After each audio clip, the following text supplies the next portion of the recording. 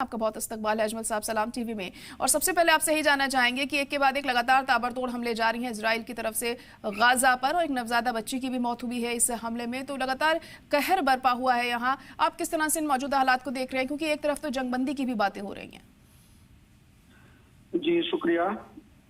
देखिए, गजा के जो अभी हालात है, ये पुरआशोब हालात ये 2023 7 अक्टूबर से जारी है, और हम अब तक इस नतीजे पर नहीं पहुंच पाए हैं कि अमेरिका और इजराइल आखिर गजा से चाहता क्या है।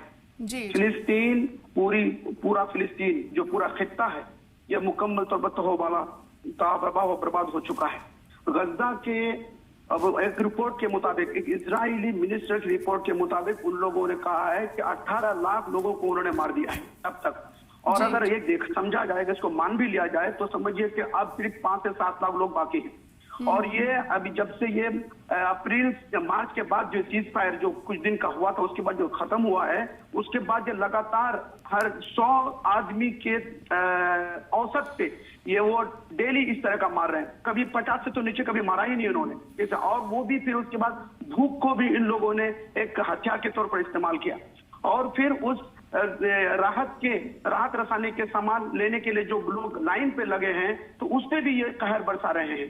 और ऐसा उसके ऊपर हमला किया जा रहा है बमों के जरिए और ये ड्रोन के जरिए से, जैसे वो लोग के वीडियो गेम खेल रहे हो। मैंने मेरी एक नजर पड़ी एक रिपोर्ट के ऊपर। उस रिपोर्ट में ये कहा गया कि एक डॉक्टर के मुताबिक वो कह रहे कि 3 दिन का हमने जो तज्जिया किया, तो एक दिन को हमने देखा कि बच्चों के सर पे और मतलब शोल्डर से ऊपर गोली लगी, दूसरे दिन देखा तो पेट पे लगी, तीसरे दिन देखा तो पैरों पे लगी। इसका मतलब है कि ये लोग खेल रहे हैं। यानी गजा के लोगों को, फिलिस्तीन के लोगों को ये समझाने जा रहा है कि वो इंसान है।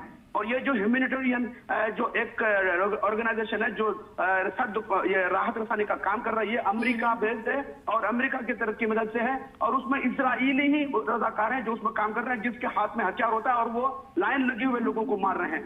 तो ये जो है गजा, ये मुकम्मल तौर पर हिसार बंद है। अब ये अपने आखिरी मरहले पे है, और हर चंद के हमास के फाइटर्स जो है वो मुकाबला कर रहे हैं। हर चंद जहां तक उनको कोशिश में ये हो रही, क्योंकि उसका तो कोई साथ देने वाला नहीं। जो ईरान एक साथ देने वाला था, वो भी अभी एक ऐसे डिप्लोमेटिक टर्मोइल में मशगूल हो गए, जिसकी वजह से वो अपनी जान अभी जान के दर पे है कि अब क्या करें। अब इन हालात में हमास अकेला ही मैदान जंग में है, और इजरायली फौजियों को वो बहुत बिल्कुल। देखिए, लगातार एक तरफ जहां अमेरिका ये दावा तो करता है कि वो प्रेशराइज कर रहा है इजराइल को, लेकिन अगर वाकई वो ऐसा कर रहा होता तो शायद आज हालात ऐसे नहीं होते।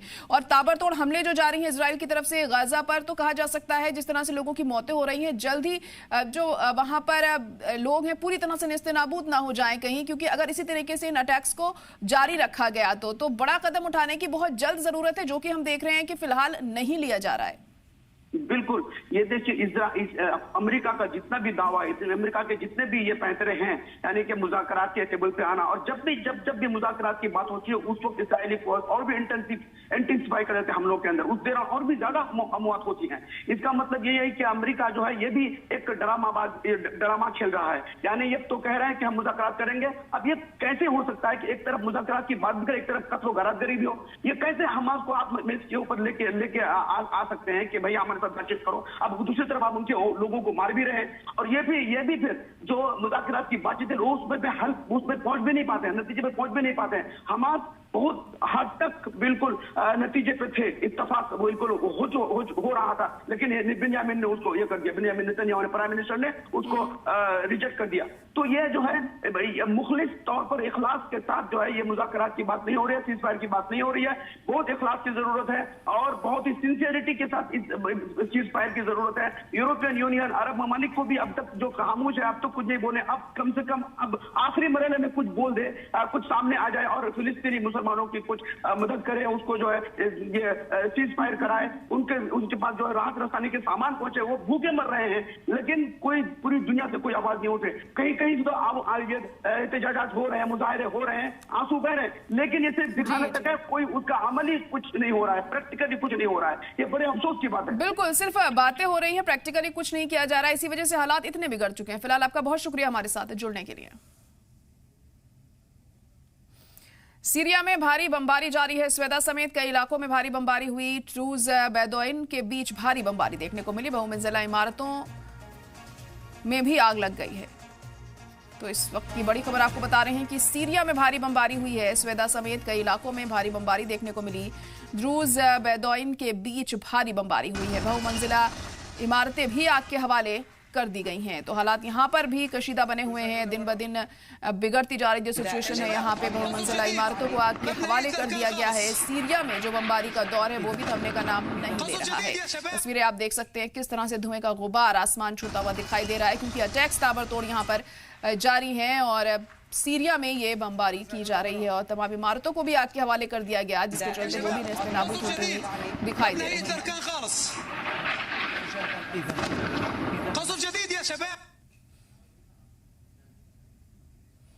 वहीं सीरिया के स्वेदा में जंग की खौफनाक तस्वीर सामने आई। द्रूजगढ़ की तरफ बढ़ने के लिए लड़ाकों की गोलीबारी हुई। स्वेदा के बाहरी इलाकों में जंग और तेज हो गई है।